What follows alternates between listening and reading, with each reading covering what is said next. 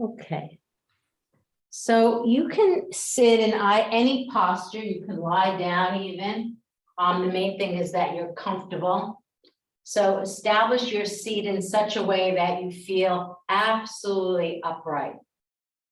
And if you want to, you can use your hands to trace the side ribs to move the armpit, chest forward. Feel as though you're on your spine, but do allow the abdomen to spread as you tuck the shoulder blades onto the back body.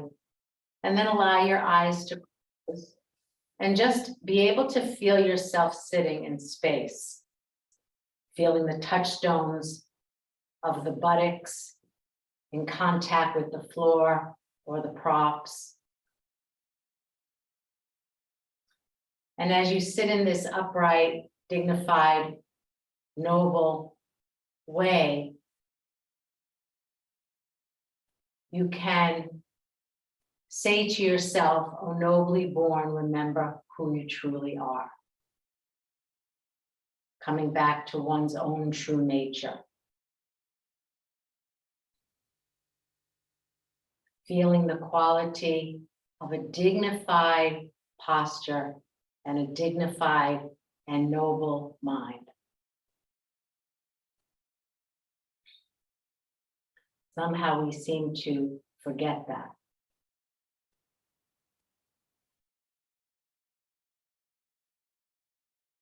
If your mind feels scattered in any way, you can use that very helpful gata of breathing in, I calm my mind. Breathing out, I calm my mind. Gentle repetition in that matter. Many of us who come to practice and we've been up for several hours, there's a lot of activity in the mind and in the body that has already transpired. See if repetition of that particular gata from Thich Nhat Hanh helps in any way. Breathing in, I calm my mind. Breathing out, I calm my mind. You can also recite, breathing in, I calm my body. Breathing out, I calm my mind. Doesn't really matter what the words are. Just say it so that you stay connected to the gentle repetition and the meaning behind the words. That's what's most important. And then if you'd like, you can fold the palms in front of the chest. May I be a boat, a raft, a bridge for all beings to cross the flood. May I be a resting place for the weary. May I be medicine for all who are sick. May I be a lamp of darkness for those who are lost. And may I do so as long as earth and sky and galaxies exist. Until all sentient beings are enlightened, I vow to be here to serve them all. O nobly born, remember who you truly are. And release the palms. If they're folded in front of the chest, lift your gaze and allow your eyes to open. So we're going to start everyone in Supta Baddha Konasana. Hi Nadia, how are you? Lindsay V is here.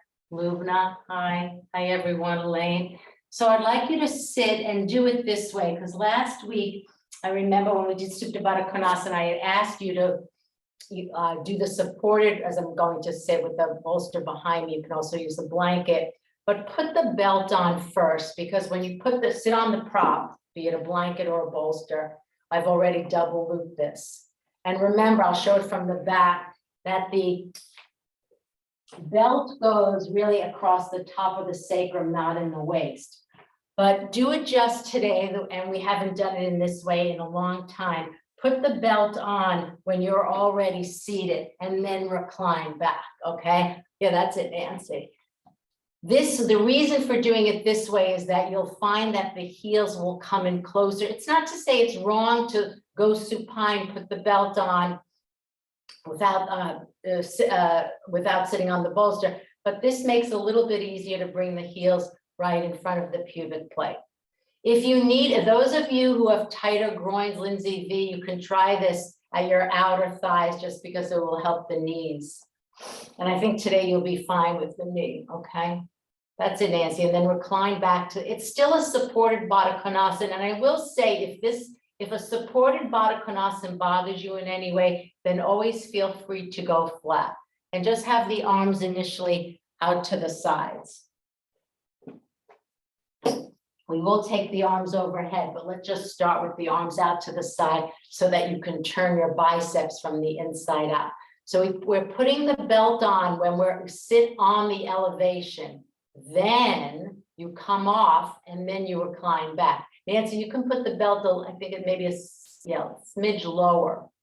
Yeah, just move it to the buttock. That's it. So the belt, make it fairly tight so it moves the buttock flesh toward the knee side, and then arms down by your side. We're just doing it differently, sitting on the bolster, putting the belt on to bring the heels in. That's the purpose for putting the belt on with the elevation, then sliding off and reclining backward.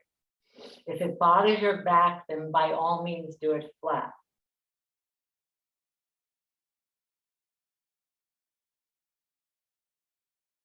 There's also, Nadia, you know, the way you can put on with two belts too. I mean, there's many, many different Supta Baddha Konasanas. So today, I was talking to Nadia yesterday, we're doing a little bit of a potpourri of poses, but I want to take a bit of a deep dive into Parsvottanasana. Parsvottanasana is basically an asymmetrical forward bend, standing forward bend. It stretches the calves and the hamstrings, and it lengthens the side walls of the chest. And it has a first stage, the concave, and it has a second stage where we bring the chest onto the thigh. So you can all know that pose. You've been in it countless number of times. It's challenging if the hamstrings are tight. It's challenging if the spinal muscles are tight. So we're going to do the pose in different iterations, and hopefully one of them will help you. It'll be interesting for you to do your own self-study and understand why, which one helps you and why that is. When you're ready, extend through the arms overhead. Now appreciate when the arms are supported like this with the bolster behind, you can keep the elbows firm. Lubna, if you need another, if a blanket underneath your forearms, that might help. So I want the elbows firm. When you're ready to take the side, arms overhead. Use the arms overhead. We'll do this in Parsvottanasana, one of the iterations.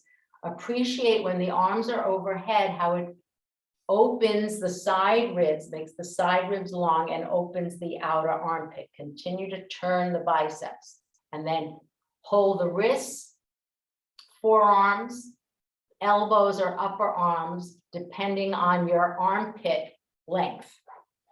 So those of you who have some restriction in shoulders and or thoracic, then probably wiser to hold the wrists. If you're not taking the arms overhead, Nadia, then don't. Just keep the arms down by your side.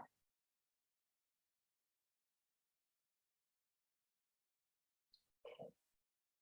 Now go back to Urdhva Hastasana to get the extension. Make your inner arms long, your outer armpits longer, and then change the clasp in Baddha Hasta. So remember, the elbows not higher than the shoulders. If you take a glance at yourself on the screen, the elbows should not be higher than the shoulders. Then you need to take a more decentralized arm position, like holding the wrists, and even add movement, that pumping movement. You can pump the arms a little bit. So bring the elbows a little bit up to the ceiling and back to the bolster. That's it. Okay. Just relax there. Allow yourself to feel the spreading of the diaphragm, as that's crucial in Parsvottanasana. That is in all forward bends. The diaphragm has to spread. So it's interesting, in forward bends, you want to think of where the hip and the top of the thigh meet. And you can feel that now in your own body, lengthening away from the thighs. That's what has to move forward, that whole trunk. So don't think of the trunk from the waist to the head, but rather from the root of the thigh, where the pelvis and thigh meet, all the way to the crown of the head. That's what has to bow down. And that's why I said it's not just a function of hamstrings, it's paraspinal muscles. Now conclude Supta Baddha Konasana with simply, hi Peggy, we're just in Supta Baddha Konasana, but you can join us in the next one. You could take a flat Supta Baddha Konasana now, Peggy, just for time's sake. Have the arms down by the side. They can be in line with the shoulders or a little bit closer to the hips, but do turn the arms, the inner upper arms from the inside out. It's a little bit easier when the arms are closer to the hips to turn the arms from the inside out than in line with the shoulders. Good. Remember, if we're staying in a bit of time, maybe we're 3 minutes here. If you have any discomfort in your inner groins, then always wiser to support your outer thighs with 2 blankets, 1 for each thigh. Okay, now to come out, loosen the belt, place the feet flat on the floor, and slowly roll to one side. Okay, so now we're going to do something, and I know some of you have told me via email that you'd like to do the chair back bend, but the chair is uncomfortable and you don't like the chair back bend Viparita Dandasana. So we're going to do a cross bolster setup.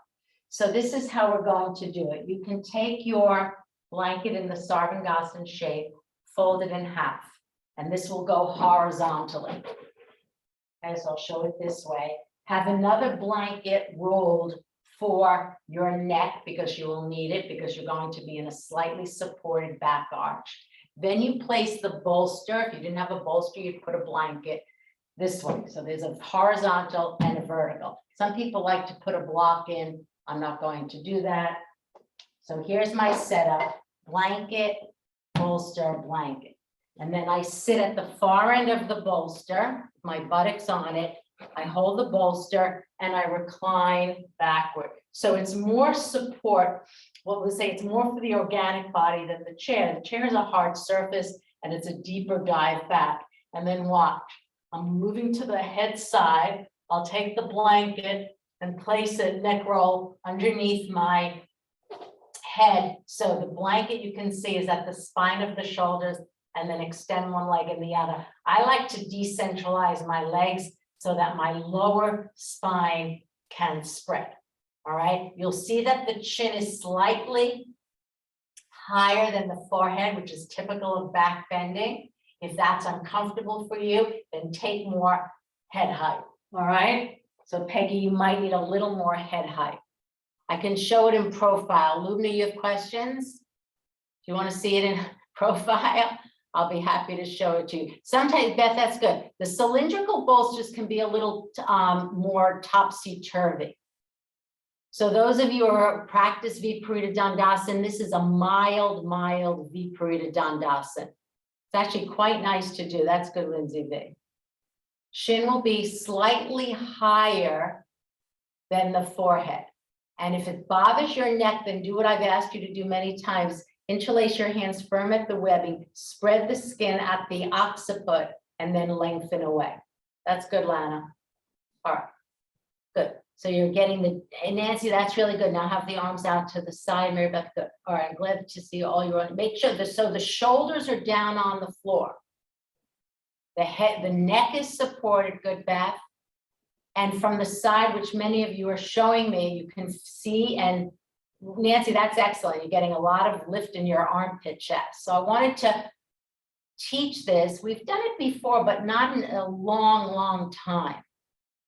So you're what I would say it's a very mild, supported Viparita Dandasana. It should feel really good. Oh, yeah, that's it. Remember to support your neck. That neck roll works really nicely. Good, Beth. Just stay there. Have the arms down by the side and just enjoy your breath. So in response to what many of you told me about, you want to do back bends, but you don't like the chair, Viparita Dandasana, here's another iteration that's quite palatable that you could do, 3 times a week easily. Yes, do have the feet apart. They can be to the outer edges of the mat like you have, Peggy, or just hip width apart. Be on that back heel so you're spreading the foot. extending through the arch. So the legs are active. Good. You can close your eyes. And again, just continue to enjoy the breath. If anyone's low back is narrowing, then I would bend your legs, bend the knees so that the feet are flat. You can toe in and heel out. But let the lower back spread. And this is why a lot of people in the chair Viparita Dandasana, without the proper amount of height, the setup, you can feel it in the low back. If you need to bend the legs, do so. Nadia, yeah. Peggy. Lindsay B. Good. Now, the classic way to come out of this is bend the legs and scoot toward your head side.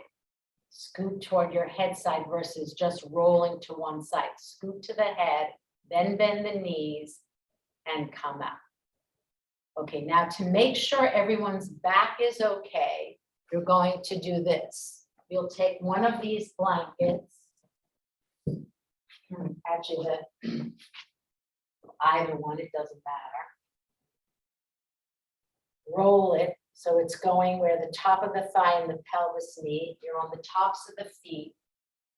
And then you can use the second blanket or the bolster and support your forearms. So you're getting a twofer. You're getting the spread of the lower lumbar spine. Hopefully that hasn't contracted in the supported Viparita Dandasana. And you're extending through your arms. Have support for your forearms. It will help you keep your elbow joints straight. Adho Mukha Virasana for the lower spine and for the elbow joint. The arms are straight. We're preparing them for Adho Mukha Svanasana. Elaine, when we do Adho Mukha Svanasana, it's not going to be a long one. You can do Virabhadrasana 3, because we're not doing that today. Or you can do some calf work in a lunge position or on blocks or even on a chair. Spread your lower spine for Adho Mukha Svanasana in Adho Mukha Virasana. Now you're going to have to take the arms backward. Yeah. Actually, let's all do this. Start. You take the arms from being overhead and reach them backward, because this is a position we're going to be doing in Parsvarottanasana. Nadia, you can use the belt if that's helpful to keep the elbows straight. So the arms are extending backward, but you're moving the trunk sideways forward. Then have the arms out to the side. They can be up in the air. Keep the arms straight. And then Nadia, not for you, extend the arm. Everyone else can extend the arms, re-extend the arms over. So different arm positions. The arms backward really helps you extend the trunk forward. And we'll use that in Parsvarottanasana.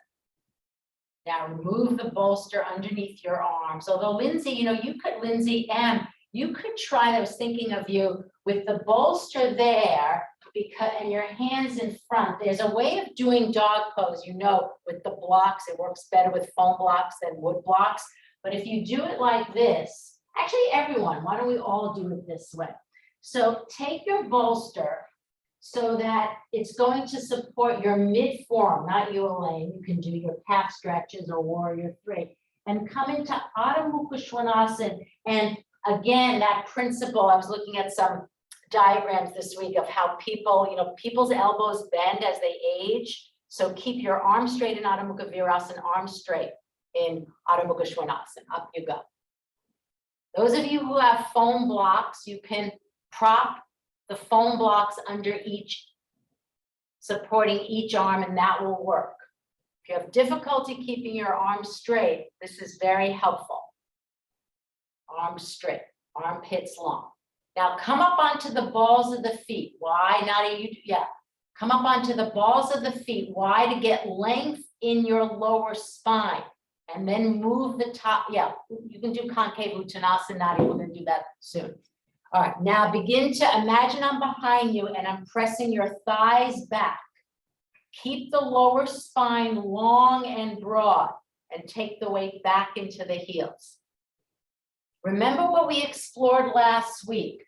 When you open the backs of the knees, right, from the top of the, moving the top of the knee back, top of the shin back, it's likely when you've unfolded the knees, and it might take a little bit of time, then walk the feet back, because the tendency is for the stance to be too short, hence the spine shorts. So now those of you who feel like you've opened the backs of the knees, walk the feet back an inch and sink the heels down. If you're not doing dog pose, you can do calf stretch with the chair, or Virabhadrasana 1, Nadia, 3 Nadia, that would be okay for you as well. Because we're going to do concave Uttanasana now. Now walk your feet toward your hands. Those of you need the blocks, take them. Take the concave stage of Uttanasana. Make your legs perpendicular. Now move the chest forward. Move the chest forward. Look forward though from the bridge of the nose. So you're not lifting the chin up. Beth, watch how the weight is coming really too far forward into the toes. Take a look at the screen and keep the buttocks, take them back. A little further back, Beth. Okay, right there. Concave back. Turn the arms from the inside out. Good. Collarbones are reaching forward, but thighs are pressing back. Chest forward. Chest forward. Thighs back. If you need to bend the legs, that's fine. Then slowly you can straighten them. Okay. And now place the hands on the hips and inhale up you come. All right, let's take Supta Padangusthasana 1 in the same way we did last week with the belt at the head of the heel. So in this one, remember, I want you to keep the shoulders and shoulder blades on the floor. So you're going to put the belt on after you come into Ekapada. Put the belt in closer to the heel because this is a good action on the hips. And then those of you who want to work with what we did last week, you can start with the leg bent and then slowly unfold the leg. And then again, make Supta Padangusthasana 1 a process. Meaning you don't go to your maximum length in 5 seconds. Okay, so let's start. Have the belt in Supta Padangusthasana 1 close to the heel. That will help you feel the femur head drawing back into the hip socket. It will help you compact the hips from the right to the left, maintaining equal length in the side ribs, as we did some of that already, and then begin to move the leg. But again, keep your mind focused on the task at hand, which is opening the back of the knee. Like in Uttanasana, if you needed to start with bent leg, that's fine. Nancy, that's good where the strap is. Keep both legs straight, top of the thigh, right, left thigh down. That's good. Keep moving the leg. Don't let the right hip move out nor the right hip lift up. Imagine the traction belt from the left arch to the outer right hip. Imagine you were standing on 2 feet. You'll be in Parsvarottanasana soon. Both are asymmetrical poses. Keep the shoulder blades on the floor.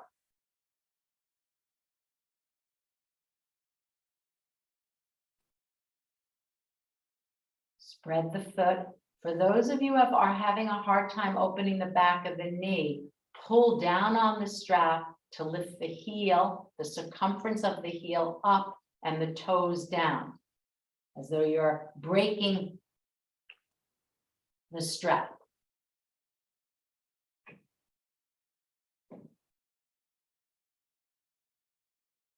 Yeah, it's different having the belt in the arch versus at the head of the heel and the back of the heel. Nadia, try it there, either at the head of the heel or the back of the heel for your hips. You'll feel the femur head drawing back.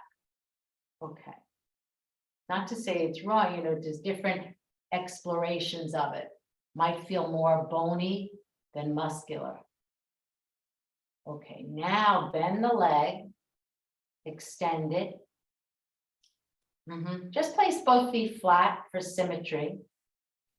Do this in between. It's good between asymmetrical poses. Bend the legs, feet flat. Spread your lower spine. Okay, now to extend through the right. Bend your left leg into Ekapada. Put the belt across the heel, right in front of it, across it, or at that kind of cliff-like edge of the heel. And then unfold the back of the knee.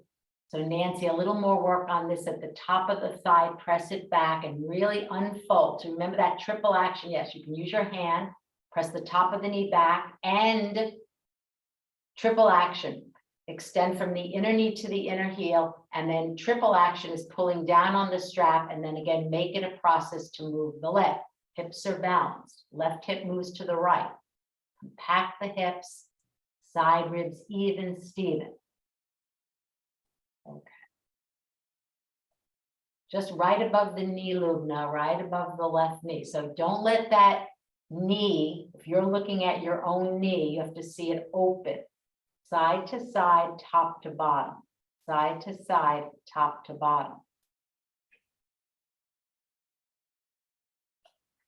Okay.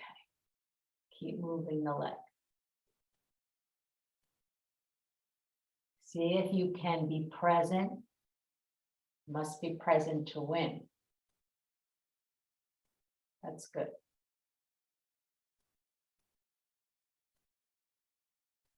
Ten more seconds. Observe the difference in the two legs.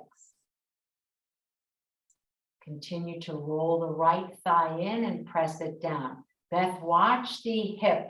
It looks to me from my vantage point, it's hard to tell with the same color tight and matte, that the left hip is lifting up a little bit toward the left side of your waist. Okay, now bend the knee and do a flat Baddha Konasana. If you need the belt to grab hold of your outer shins, do so. Those of you with longer arms can bring the heels into the pubic plate with your own arms and just rest there, widening the thighs away. You could also take the arms, I'll show, we haven't done this in some time, but Nadia, I remember we used to do this a lot. So we took with a belt or without, the arms behind our back. The issue with this is that it often overarches the lower spine, but it kind of makes sense with this sequence today because we're lengthening through our inner arms to lengthen the sides of our chest. So if you can take your arms behind your back without overarching like I'm doing now, then by all means do. Now that should be good on the shoulder. Yeah. So keep the arms straight, elbows firm. I want to do a sequence soon about keeping the arms straight, elbows firm, but I know that not everyone has the sponge foam blocks. Okay, so this Supta Baddha Konasana, again, continue to spread the lower spine. If you're overarching, just have the arms down by alongside your hips. Okay, now from here we're doing Supta Padangusthasana 2. So you can extend one leg, then the other. Have the belt ready to go. We're going out to the side. All right, so we've been doing this a lot. Today I want to do a slightly different instruction. So last week, and I think it was the week before, I taught it in a very specific way. I taught it turning your abdomen to initiate the action. So watch. First of all, you decentralize the left leg a little bit, not like, 12 inches, maybe 3 inches. All right. And then I take the leg up, right? So I'm going to take the right leg out to the side, but I actually initiate. Remember, I had you turn, you use your left hand turn at the navel as you take the right leg out. But what I didn't say was not only do you turn at the navel, you turn from the right side of the pubic bone, which is here, okay? So see if you can synchronize taking the right leg out to the side as you turn the navel and the pubic bone from the right to the left. It's a slight, it's a little bit of a nuanced instruction, but it works very well. Okay, so extend the left arm out, hold the strap with the right arm. If you want to, you can use the left hand as we did, I think it was 2 weeks ago. Lubna, I was watching you doing it.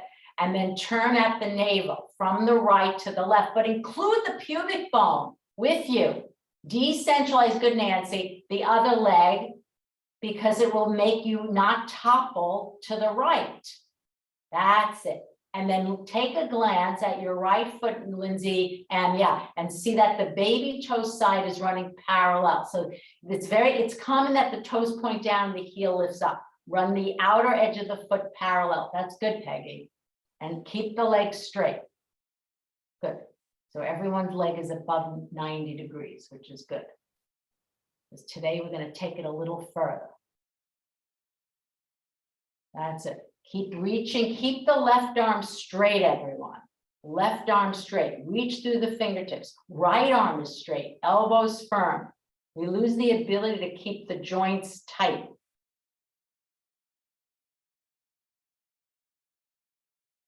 Okay, now take the leg up. Same thing other side. All right, so you can come into Baddha Konasana again. Bring the heels in, widen across the thighs. It will help your Supta Pada Krishnasana too. Broaden across the pubic plate.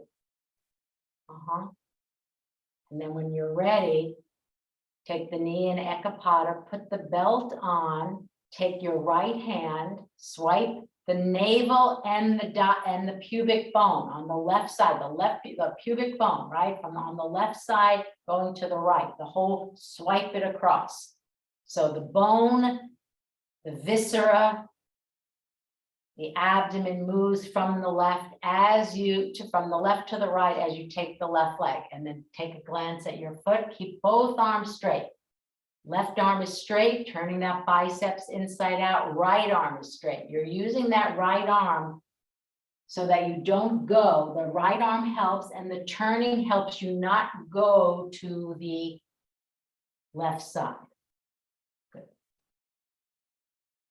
If your right thigh is really high up, then many of you know you can maybe, Lubna, put it against the baseboard. Put the right heel up on that where the baseboard and the wall meet. Yeah. Okay. Or you can put a block, or probably not on the low side, or even a blanket.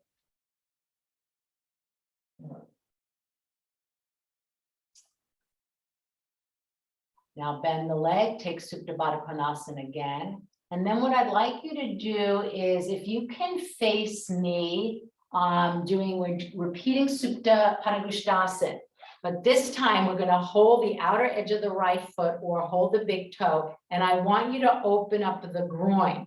Okay, but here's the thing. When you hold the foot or the big toe, we tend to close the groin, because you're taking the leg up higher. So maybe I'll be able to see if you can really open that groin side to side, top to bottom, and then I'll see if I can find someone that might be able to show it. So for me to see this, then the very best way would be for your feet to face the screen and take it out to the side. So you're attempting to hold the foot, the outer edge of the foot. Liz, you might be able to do this, or the big toe. All right, so have the feet going in facing the screen.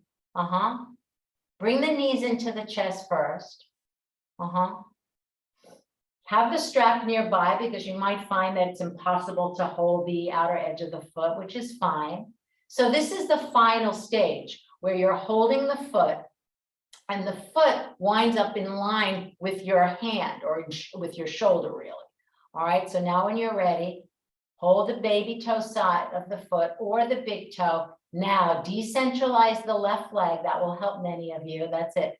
Okay, now stretch out the leg out to the side.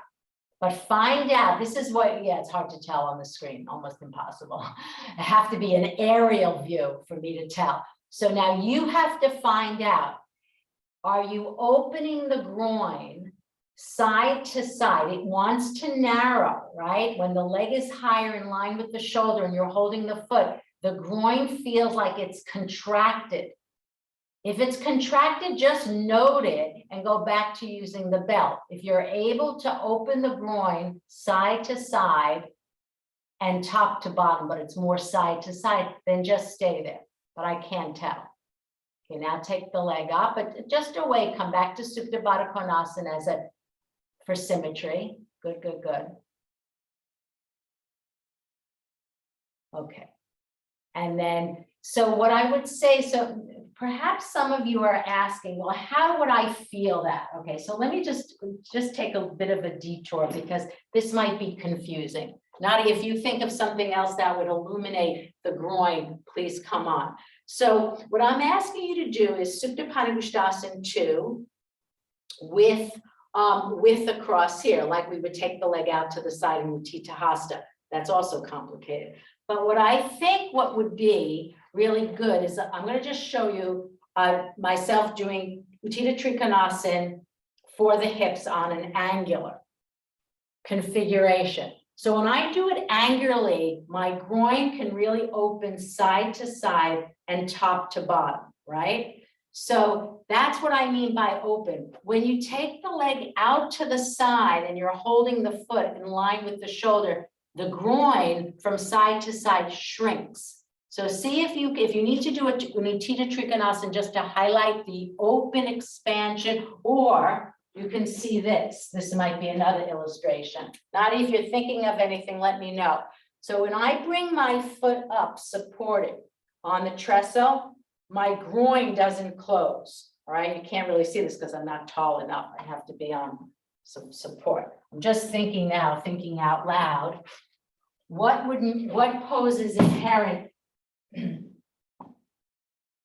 What poses do you inherently feel the groin being open? But not so much Supta Virasana, because Supta Virasana is more top to bottom. Hold on, I'll fall off this thing. So hold on, I'm getting taller. Hopefully I won't fall. It's not, yeah, so it's this is what I'm talking about. The groin has to be open. When this foot comes up higher in the final pose, this tends to contract. Okay, so let's try it. And if you don't know what I mean, don't worry about it.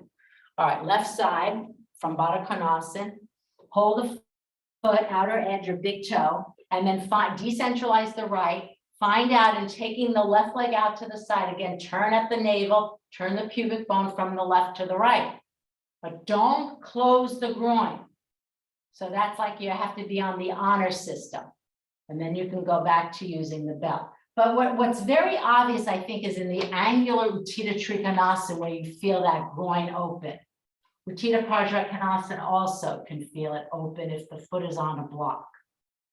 We're just giving you some tools.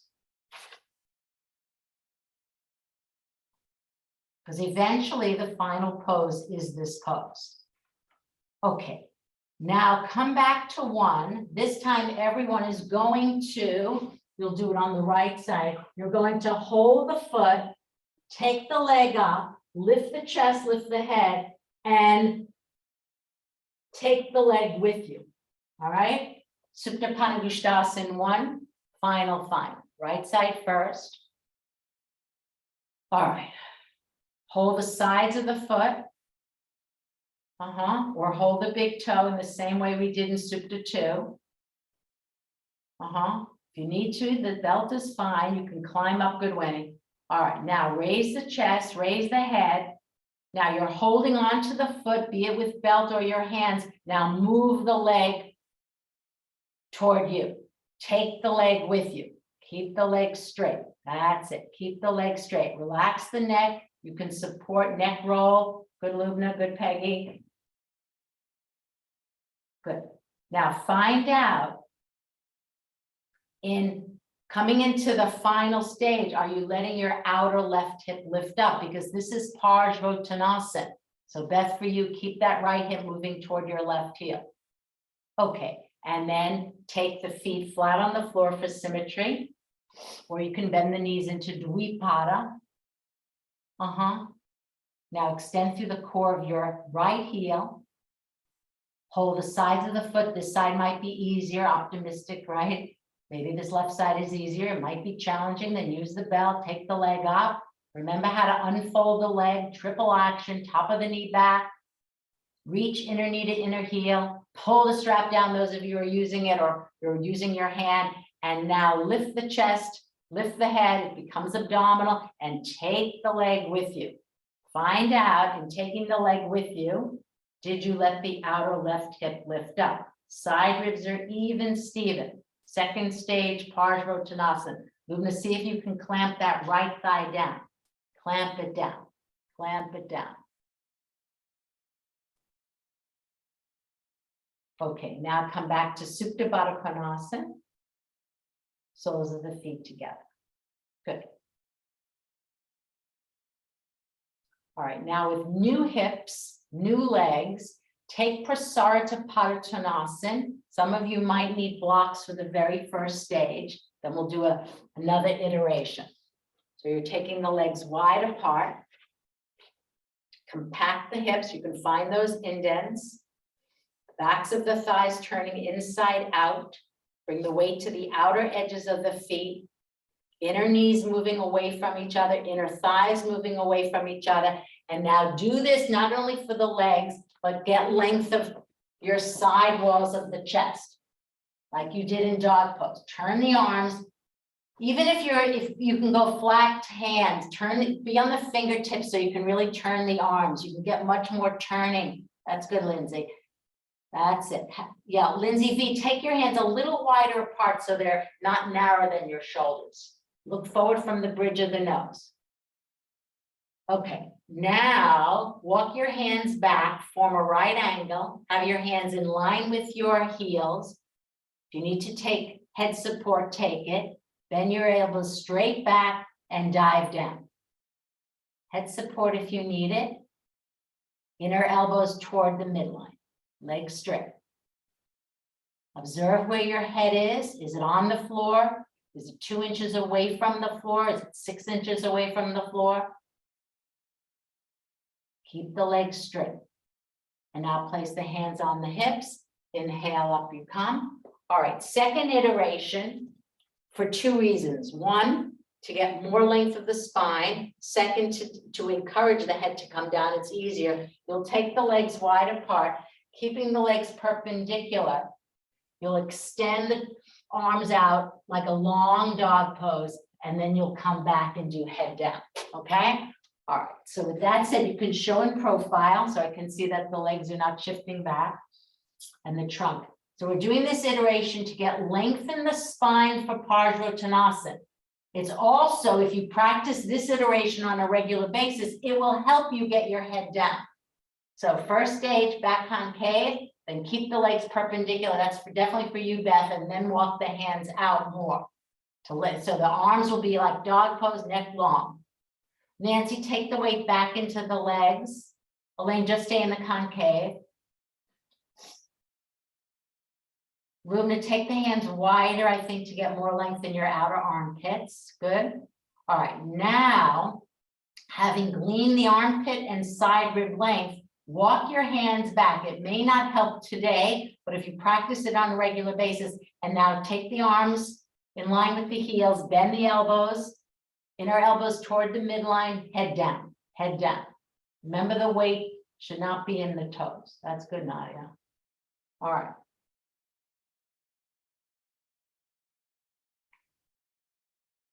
Now come back through concave, legs firm, hips compact, place the hands on the hips, inhale, up you come. All right, now take an Uttanasana. You can use the blocks, 2 blocks or 1, coming forward of the wall and then stepping back. And then I'm going to ask you to do, I know Jarvis does this in your classes on Monday, Nadia, so I'll pose a question. So watch, you're going to take the legs back and open up the backs of the legs using the wall. We've done this many, many times. One of the best ways to stretch the hamstrings. So you're forward of the wall, 12 inches or so, bend forward. You got to bend forward first, then step back. And now unfold the legs. Having done Prasarita Padottanasana, this should be rather easeful. Just focus on the legs, not so much, yes. Chest forward, collarbones moving toward the center of the room. Good, Nancy. Hips balanced. All right. So this is hamstring, spinal muscles.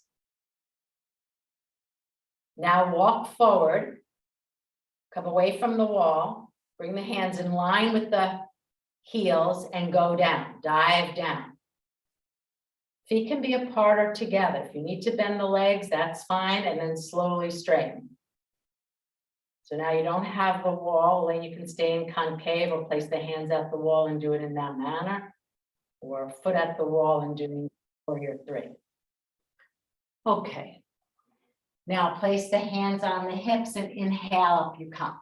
All right, so we're going to take that, hi Gail, we're taking a little bit of that deep dive into Parsvottanasana in a moment, the standing forward bend that we do many, many times that requires length in the side ribs, ease in the spinal muscles and hamstrings. So now I want to pose a question to you. If I said to you, I want you to do a hamstring stretch, it can be something that we've already done or something that we haven't done that helps you in particular stretch your hamstrings. It can be, something that we did last week, like rock and roll. I'd like you to think of something that stretches your hamstrings uniquely to you that we've done or haven't done, and do that now. Okay, so everyone should know this, what you need to do to stretch your hamstrings. Maybe, let's just say I'll pick one that we haven't done yet. Let's just say. So maybe I'm the kind of person who says that I need to do Tita Hasta Padangusthasana one with support to stretch my hamstring. This is very similar, obviously, to Parsvottanasana. Maybe I want to do warrior three. Maybe I want to just give you ideas. Maybe I want to do one-legged dog.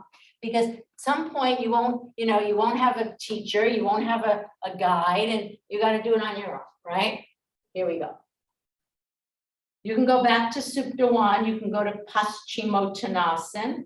Elaine, Lindsay, Am. Nadia, step in a smidge though. It looks like you're a little bit too far away. Let me go back.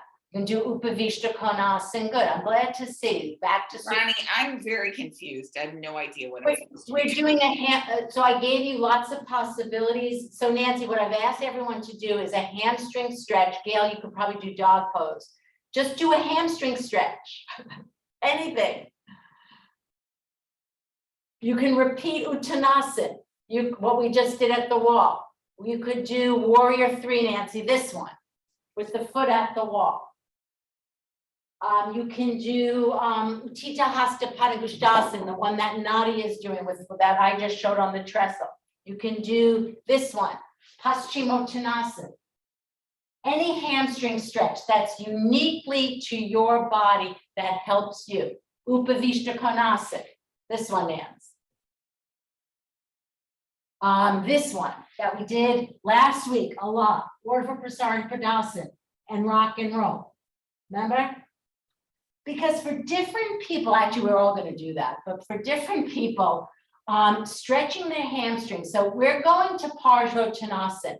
So Supta 1 is a classical one that leads to Parsvottanasana. Lubna, you just did Virabhadrasana 1, same thing, because the back leg gets the hamstring stretch. So I just want you to think in terms of that and the sequence. Because otherwise, if you're practicing on your own and you're always relying on the teacher to give you a sequence, you won't know where to go. Okay, now let's do this. Come back. Gail, you can join us now, having done down dog. And you're going to do Urdhva Prasarita Padasana, which is basically what you did in Uttanasana, where the legs are at 90 degrees. And then those of you who have no neck and shoulder issues, Nadia, just keep the arms down by the side. And we're doing this more for the spinal muscles than the hamstrings. Because what I have found in Parsvottanasana, if your spinal muscles are tight, it will cause a problem in relationship to ease in that pose. So remember, we spent 2 weeks doing this pose, right? We spent a lot of time on rock and roll 2 weeks ago. If you need a bolster support, put it behind you to receive your toes. and then take the legs back. Anyone who has a shoulder or neck issue, just stay in Urdhva Prasarita Padasana or keep the arms holding the sides of the mat, okay? Yeah, Lana, that's fine. So we're doing this more for the spinal muscles than even the hamstrings. Keep the legs straight, overhead and then back to UPP where the legs are 90 degrees, overhead and then back to UPP. Okay, let's see how we're doing with this and go.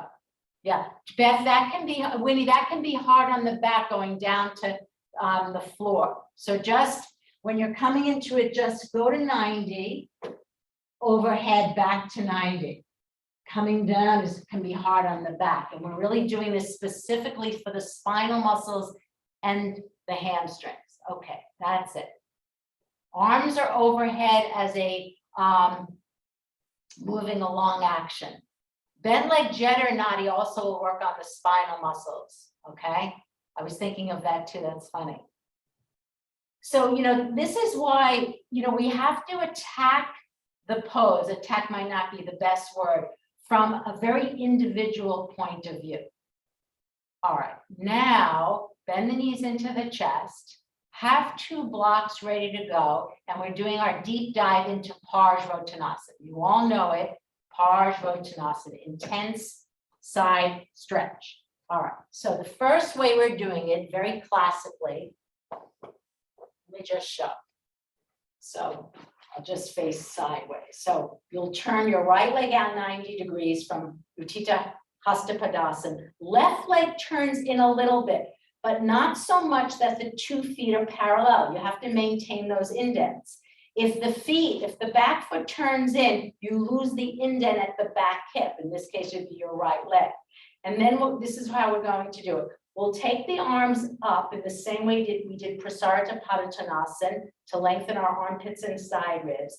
Then to make it easier on the back, bring the hands back onto the hips, keeping both legs poker stiff, compact hips, bend forward, back leg is unfolding, and then the hands can go down to the bricks, concave back, and then take the trunk down. So we're doing it the very classical way, the way it's typically taught through 2 stages, and then we'll take each iteration. All right, go wide in the leg. Let me see. All right, so we're spending some time here now in Parsvottanasana. Now turn the right leg out 90. Turn the left leg in, let's just say 30 degrees, but this is the key thing. The 2 feet should not be running parallel. Just turn the back leg in a little bit so that the left hip, you have that indent. Okay, now take the arms up to get length in the side ribs and outer armpits. Now bring the hands back to the indents, not so much the waist. Find the hips, compact the hips. Remember Supta 1, right hip moving to the right, left to the left. Now keep the back heel firm into the earth. Unfold the back of the leg. And we unfolded the legs a lot so that the stance is right. And now bending forward at your hips, move the tops of the thighs back, and now take concave. Nancy, that's a little bit too high because the shoulders are higher than the hips. So there's different heights, obviously palms can be flat concave or on fingertips, or use the blocks on the low side, medium, no one needs the high side. Okay, now from here, the legs are poker stiff. Backs of both knees. There are no knees because the legs have been unfolded. Now widen the elbows out to the side, and remember the second stage of Parsvottanasana. Now dive down. Chest on your thigh. If you need to bend the leg to bring the chest, now find out, and I've posed this question a lot today. In taking the final stage, there are tendencies, there's obstacles on the path. Have you still kept the width across the lower spine? And have you kept the width across the diaphragm? If you haven't, then come up a little bit, put your hand in the same way we did in the Supta cycle, spread the abdomen, right leg is in front, spread the abdomen, and then go down again. Our abdomen should not be hard, nor should it be narrow. Okay, now from here, place the hands on the hips Lift the trunk.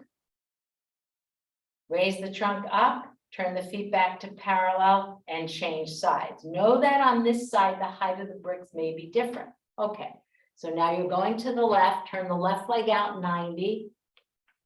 Turn the right foot in a little bit. Find those indents again. Hips are compact. Now, keeping the back leg straight, both legs straight, raise the arms up to get length. Bring the hands back to the indents, keeping the legs straight. Extend forward, the trunk forward, but move the tops of the thighs back. If you need to, if anyone needs to turn the front foot out, that's fine. Concave back. Get the right amount of height. Yes, have the blocks closer to your heels than to your toes. Look forward from the bridge of the nose. Now keeping the legs straight, bow down. Go down. Merge your chest with your leg. And then again, find out, have you contracted the diaphragm and abdomen? Put your hand in the abdomen and spread it from the right to the left. Spread the diaphragm in the same way we spread the diaphragm in Supta Baddha Konasana. Okay, and now take your hands onto your hips, inhale, up you come. All right, now we're going to do the final pose with the head down, the trunk down on the leg, but we're going to come into it in one smooth motion. Nadia, I'm going to have you demonstrate if you don't mind. I'll take you through it. So let me spotlight Nadia. Nadia, you can show it in profile, would be the very best way.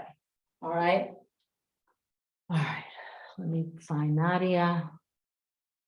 All right, so this is another way of doing Parsvottanasana. So what we did was, we took the arms up, then the hands came on the hips, and then we did concave and then full pose. This time, we're going to take the arms up. Make sure Nadia, this is a good way for you because you have to really get the length in the lower spine. Yeah, get more length there. And then make sure, Nadia, for you, you're moving the buttock flesh. Yeah, bring that outer right hip back. So she's turned out her foot, which helps her femur bone. Okay, yes. Now keep, especially for you, Nadia, buttocks to the back of the knee, lower lumbar spine spreading, Nadia. Now, with the arms reaching out, you don't probably see her arms, I don't, but then take the arms forward and out and go down in one swell motion. Arms up? No, arms up. Oh yeah, that's right. You can't do the arms up. Sorry, I should have demonstrated. That's my fault. Okay, then we'll do this one. We're taking, oh, okay. So come back up, Nadia, because that's my fault. Come back with the hands on hips. Okay, let's do this iteration. Take the arms backward, slightly back behind the hips. Yes, this is particularly helpful with anyone with a shoulder issue. All right, so this will help with the arms moving back, move the trunk forward. Okay, be with your legs, be with your arms, be with your trunk. That's it. Get length. Use the arms to get length. Yes, and then bring the hands now beside the foot. Yes, that will help. Arms will be bent. You don't need even the blocks and go down. So you can see her chest is on her thigh, but we're using the arms in this iteration to get more length in the trunk. Okay, and then Nadia, come back to concave, hands on hips, and inhale, up you come. Okay, let's try this one now. I was going to do this later, but that's okay. All right. So Nadia, I'll unspotlight you. Okay, everyone, we're going back to the right side. And as you saw Nadia demonstrate, we're taking the arms backwards. So again, just so that you're all clear, there are millions of ways to do a pose. You have to find out what pose, what way helps you, okay? So I find this particularly helpful, although make no mistake about it, if you have a shoulder issue, taking the arms back helps you to get length in the side ribs. You have to keep the arms, the legs straight, and then bow down. Nadia noticed she turned her foot out. That's very helpful, especially if you have any hip issues. Lumni, you can try it on the left side. Okay, so let's see right side. Arms moving backward, trunk reaching forward. And then bow down. Remember to spread your lower spine, everyone. Spread your lower spine. Then the hands come to the floor, yes, and bow down. These look good. Hopefully this has helped some of you get length. Okay, Now, place the hands in the concave stage, hands on hips, inhale, up you come, and go to the left. So this Parsvottanasana on the left side with arms reaching backward wide to get length. Okay, when you're ready. Legs are straight. I'm not giving you a lot of points about the legs because we've hammered that home on the first side. Parsvottanasana.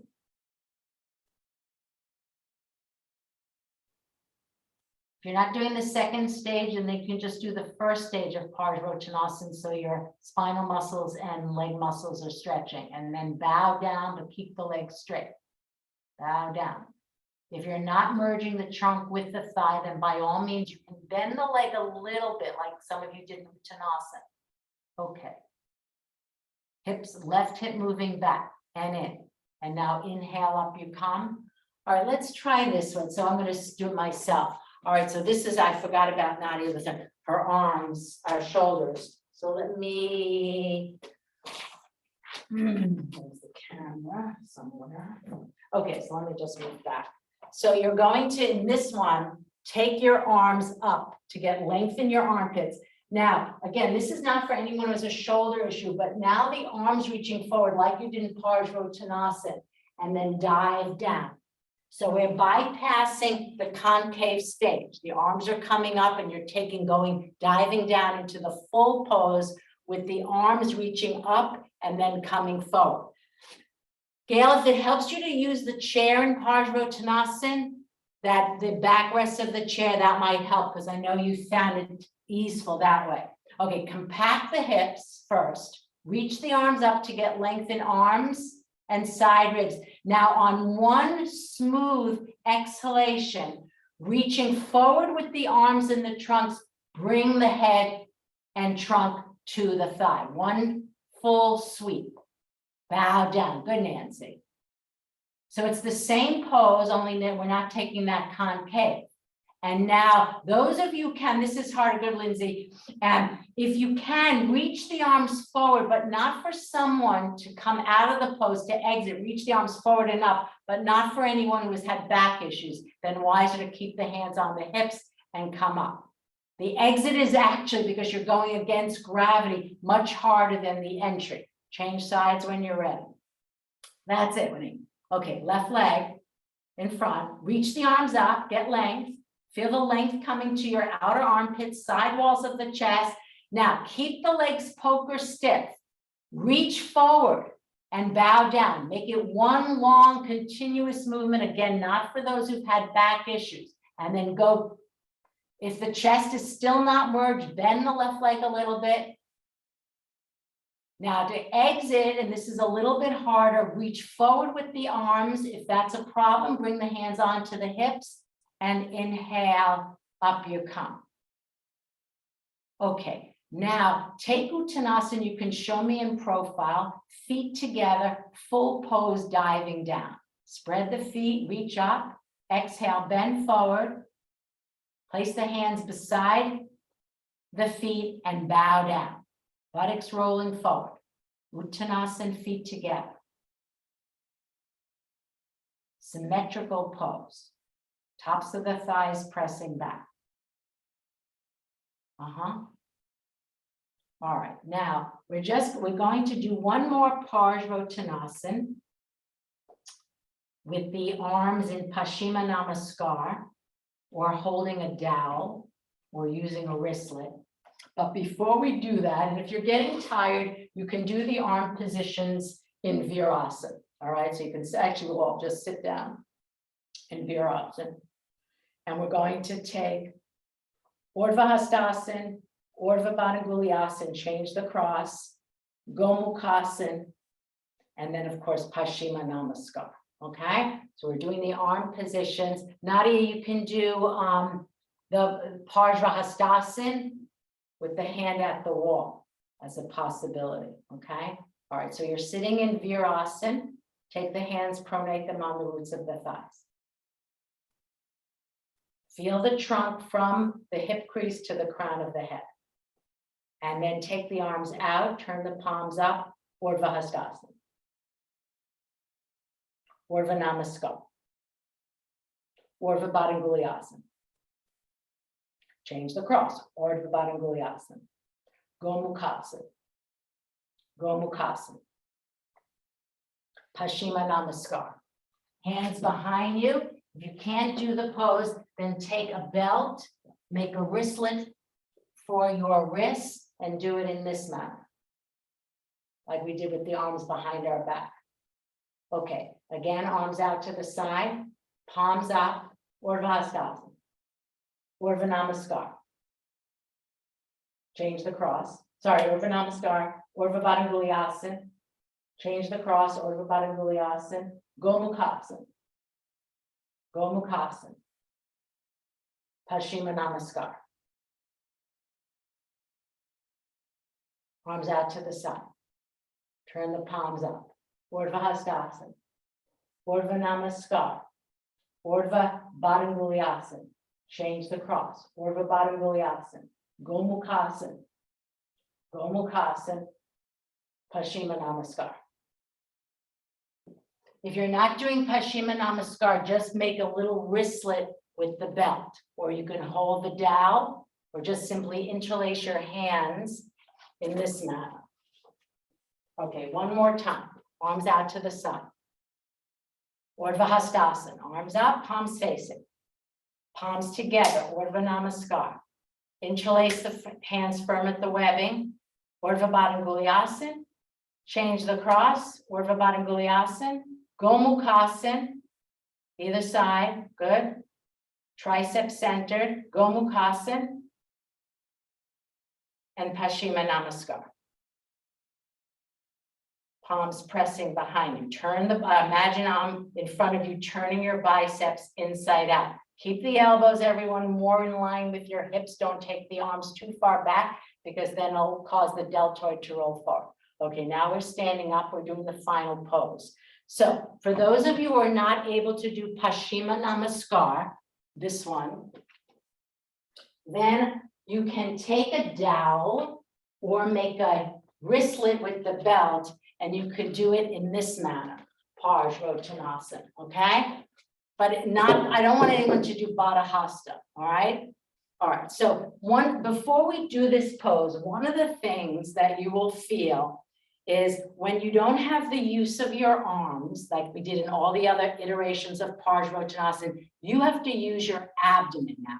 All right, so with that said, jump the feet apart with the hands in the holding the dowel. Turn the right leg out, left leg out. Turns it. All right, now lift the side walls of the chest up and look up. Keep the trunk perpendicular to the floor. Now, bending forward at your hips, elongate keep the legs straight though, Beth. Yeah, legs straight. Yes, and now bow down. You don't have the use of your arms now on the floor, so it's hard to get the length of the chest. Feel your abdomen moving forward. In order to bring the chest onto the thigh, you have to move forward from your abdomen. Now press the feet, inhale, come up. All right, so just do this. Put your hands on the sides of your navel and sense that this part, the sides of the navel, are moving forward, right? Because that's what needs to move forward when your arms are behind you in Paschima Namaskar, holding the dowel or interlaced together or in the wristlet. Okay, change sides. Focus on moving your abdomen. Turn the left foot out, right foot turns in. Keep the legs straight, good, Winnie.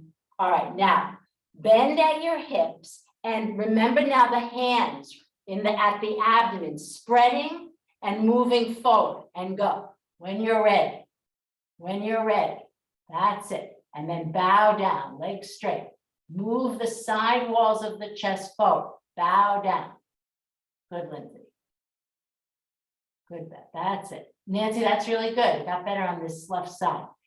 All right, now press the feet, inhale, up you come. Elaine, you can do modified warrior 3 with the hands on blocks. Everyone else is going to do one-legged dog pose. So take dog pose now. Nadia, and I think warrior 3 then for you, with the hands on the blocks. You're not doing dog, okay? And certainly not one-legged dog. All right. So I think I won't get to, so this is a longer lesson than I had planned. Now watch, when you take the right leg up, lift from the abdomen, as we talked about last week, and adjust, Lindsay, everyone, make sure it's fine to lift the leg high, but make sure the center of the right thigh is facing the floor. That outer right hip has to cut down, that's good. Now descend the right leg, well done. All right, now lift the left leg up. You can do it in modified ward, these look good, leg is straight. Last week we learned how to lift the leg from the abdomen. Remember, the center of the left thigh is facing the floor. Good. All right, now come down.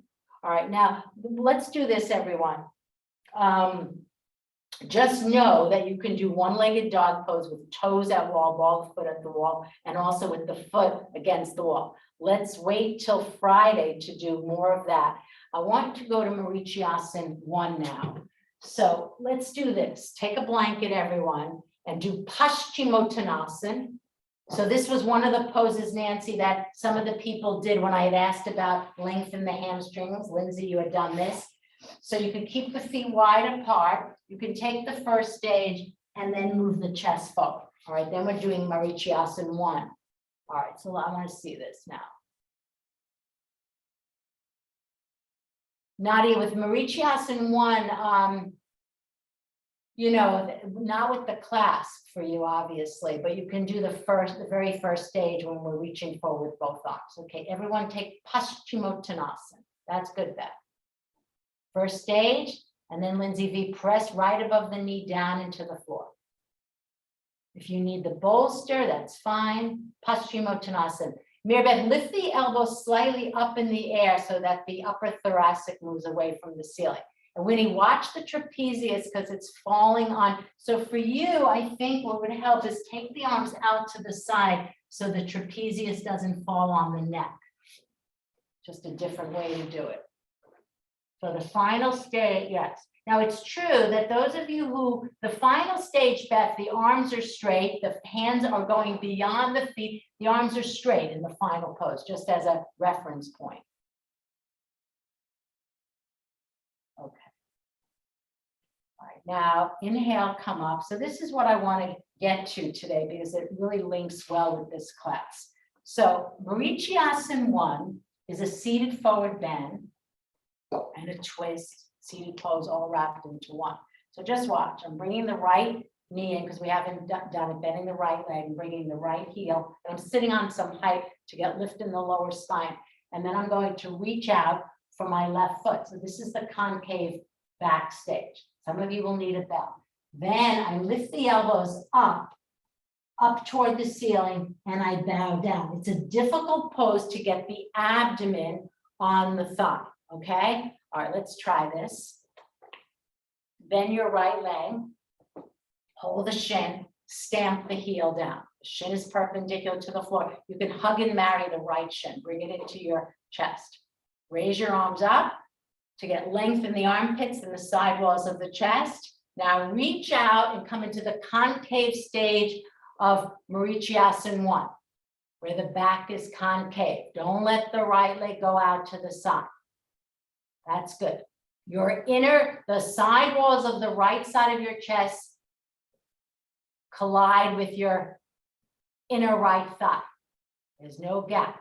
Now lift the elbows up in the air and go forward from the side walls of the chest. Again, don't find out in coming forward. You heard me say this a lot. Don't let the right shin go out.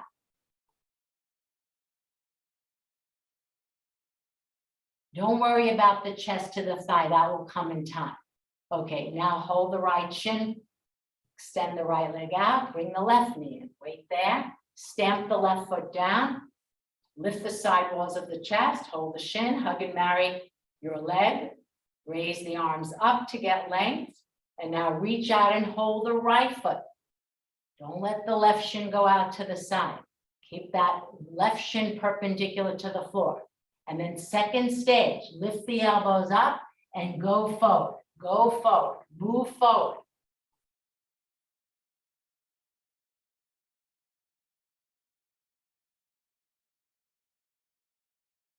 And now inhale, up you come. All right, now watch. So this is where it gets tricky and where it's related back to the last Parsvottanasana, where we didn't have access to our arms to move the trunk forward. So watch, I'm going to, my right shin is bent. I take my right arm and I close in the gap between my right side of my waist and the right inner thigh. And then I'm going to extend my right arm with the palm up and then reach back. See if I can hold the hand or the wrist even. If you can't hold your hands, take the belt and hold the belt. And then I have to go forward using my abdomen because I don't have access to my hands and bow down. So let me just show with belt quickly. So say you can't clasp, which is common, not a problem. I'm reaching around, I turn, you see how I'm kind of like doing a swimming, right? In the water, I clasp and then I reach back.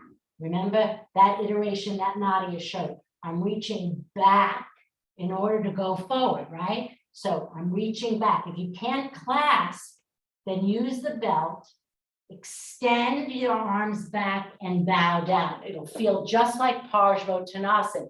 You have to move this piece of your body forward and link it with Parsvottanasana, which we just did. Okay, let's try right side. Get length. Okay, now insert right arm on the inside of the right thigh. Use the belt, Nadia. Okay, then extend. This is really important piece. Extend the right arm. Just don't do this. This is because if you do this, this is what causes a lot of rotator cuff injuries. The deltoid now is projecting to the floor. So reach the arm out, extend through the triceps and the biceps, and then at the level of the waist, clasp or use the belt. Then go forward from the sides of your abdomen. The only way you're going, so Nancy, just hold the belt. Just hold the belt. Or do, okay, if you're not holding the belt, just come back and repeat what we did, holding the foot and take that first stage. Okay. There's a slight turning and then a bowing forward. Head down, head down. So you're facing now over the left leg. Change sides, extend through the right knee, change sides. So I'm going to show this frontally. So watch. So I'm marrying this side of my waist with my inner thigh. And then I extend, this arm is straight, the palm up. And then watch, I'll do it really quickly. Sometimes movement helps. Look, clasp quickly and then move the abdomen forward and go down. Okay, try it that way. There are different ways to teach this. Take the arm, extend it, get lower down, Winnie. So this is what some of you need to do, Nancy. This will help you. Bend forward and get the upper arm lower down on the shin. You're never going to be able to clasp if you take the arm to the height of the knee. So bend forward, go low down, get smaller and smaller. Then extend the arm out. Some can work with movement, clasp, or use the belt and then come forward. I'll work some more on this because I can see this is a challenging lesson. That's good, Nadia. Okay, now lie on your back and take knees into chest. That will help your low back. This one. We haven't done Marichyasana 1 in so long, so don't be concerned if it was challenging. But most importantly, see how we got there through those iterations of Parsvottanasana.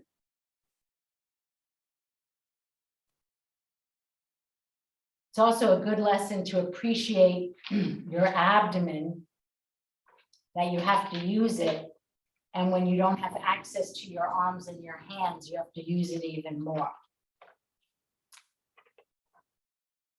Okay, now take a flat Supta Baddha Konasana to spread the abdomen in case you've contracted it, and to spread your lower spine.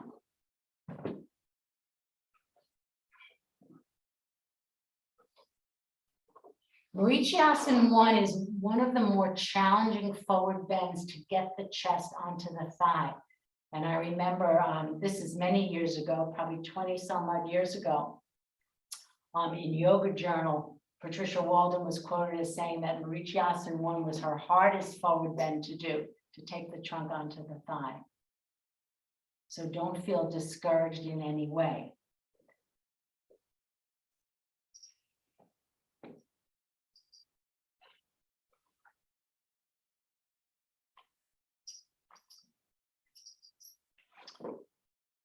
Okay, now I'd like everyone to do Shavasana with lower legs on the seat of the chair for your back, having done forward bends today.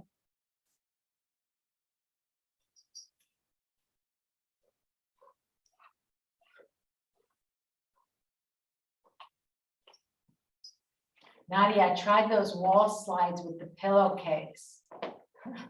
Good. Okay, so everyone, when you're ready, take Shavasana, spread your lower spine. Winnie, that's good with the tall bolster. Nancy, you can use the traction belt.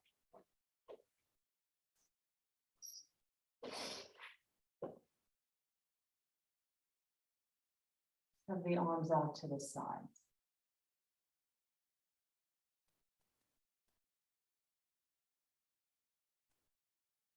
So one of the things that I hope that you got from this lesson, and this is why it's always difficult, which like can be challenging to go to a class, is because we all have very, very different bodies and they require different things.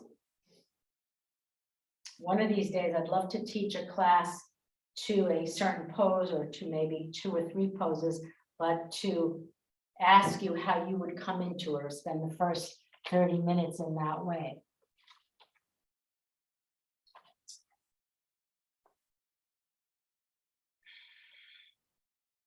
So make sure that you're comfortable. Those of you who weren't here last week when I taught the blanket shroud on the forehead, that was particularly helpful for many of you. Employ that.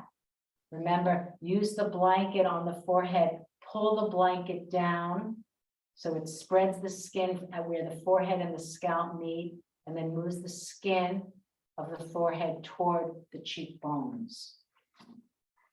Or you can use your fingertips if you don't have access to the blanket, like a Shanmukti mudra position.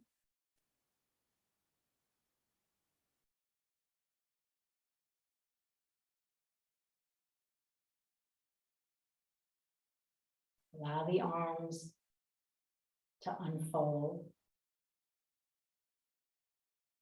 Feel the shoulder blades snug on the back body, so the trapezius is not lifting up. And relax the sides of the throat and the very bottom of the throat.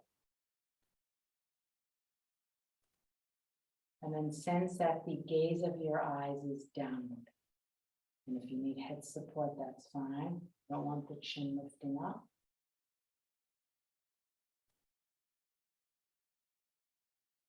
And then we can use that gata that we talked about this morning.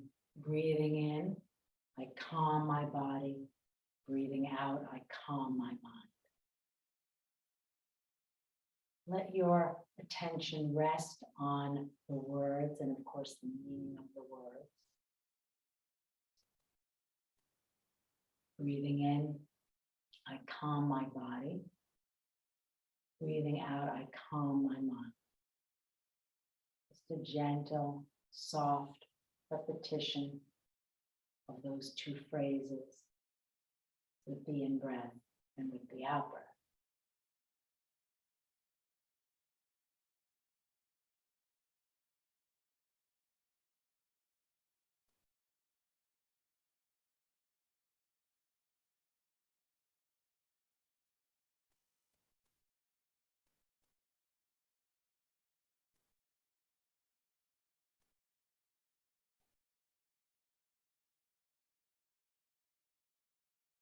Breathing in, I calm my body. Breathing out, I calm my mind.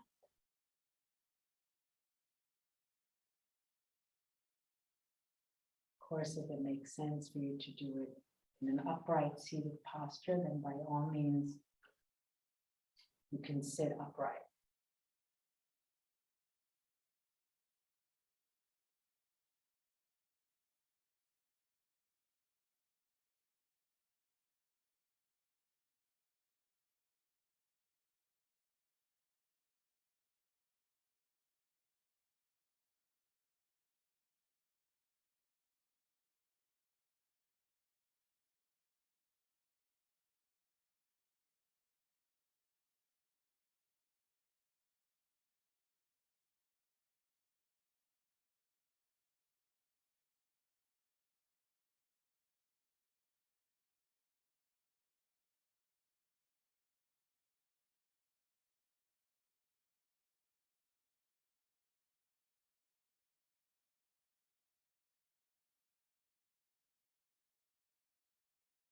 Notice that the mind goes off to a thought, mind state. Just gently coax it back, begin again with a gentle repetition of the gatha.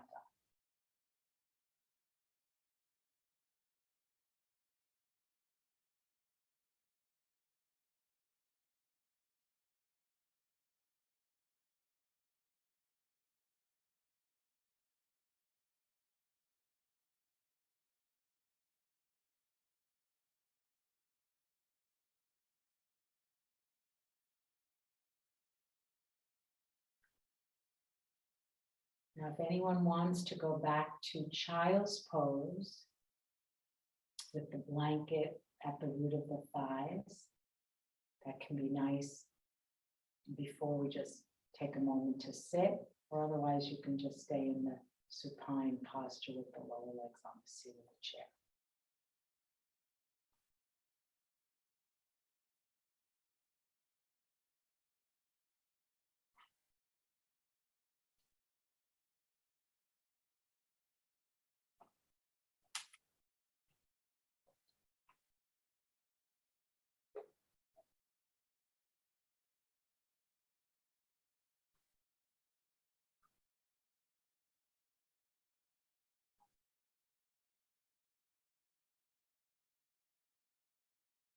So in a moment, not to startle you, I'm going to stop the recording.